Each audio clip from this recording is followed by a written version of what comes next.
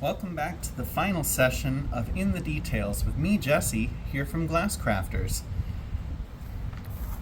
Not the final session forever, but the final session on our tinned wire sale and demonstration.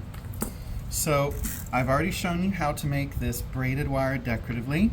I've shown you how to reinforce some of these larger joints that had a gap by hiding some tinned wire inside there. If you didn't see the previous video, go check it out. And today I am going to show you some options for hanging things with tinned wire. Now you probably already know that you can make or buy little jump rings, loops of wire that you would solder in somewhere to hold something up. Now if you were doing it with a larger piece, say a panel, you might want something a little sturdier than just a ring attached to one point.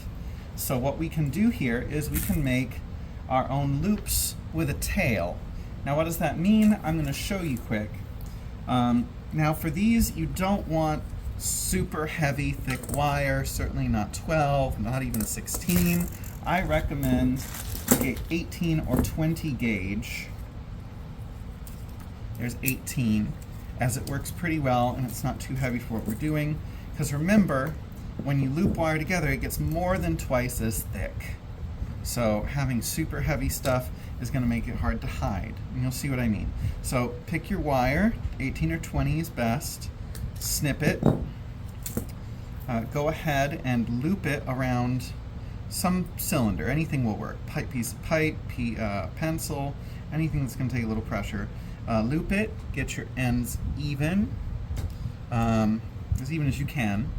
Now we're going to go ahead and we're going to take a pair of our trusty pliers. If you don't have your, glassworking pliers, any pliers will do. Now hold it and twist, and twist, and twist. And what the rod is doing is keeping a loop open at the end.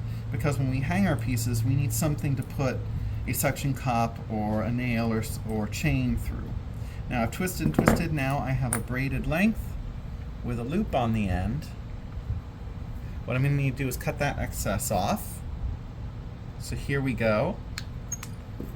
Now I have this lovely little loop to hang with things with a tail. Now the purpose of the tail, this doesn't really need it, but if I was concerned, I could put this into any line, something with a lot of support, and solder it in. And that tail here would have a long soldered join, and it would have a lot more resilience from a lot of weight hanging from it. And if that looks too thin, don't worry about it. This tinned wire is actually pretty strong, especially for hanging. Now if I had a large panel, pretend this was a square and it was maybe, 1.5 to 2 foot wide, I would put one in, not necessarily in the corner, but it would have to go in lines of the project, like this. I mean, we're having to pretend, but if this were a square and this were an upper edge, hide it and solder it inside the line so it's covered up and the head is sticking out. So that's it for these. I'll quick show you what I would do. I'm not going to leave it in there because this isn't really the appropriate project for it.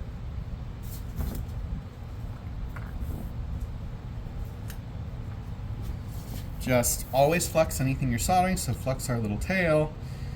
Flux a line that we want to hang it from. I'm going to pretend I want to hang it from here. And I'm going to go ahead and I'm going to get some solder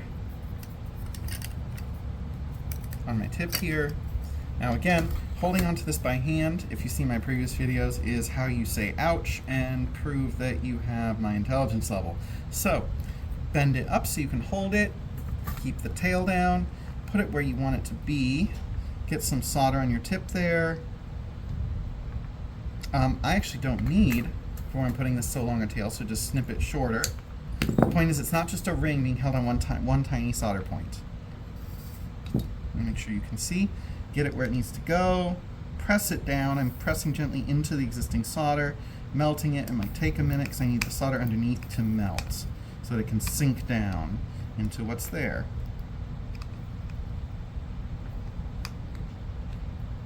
And there we go. So now it is embedded.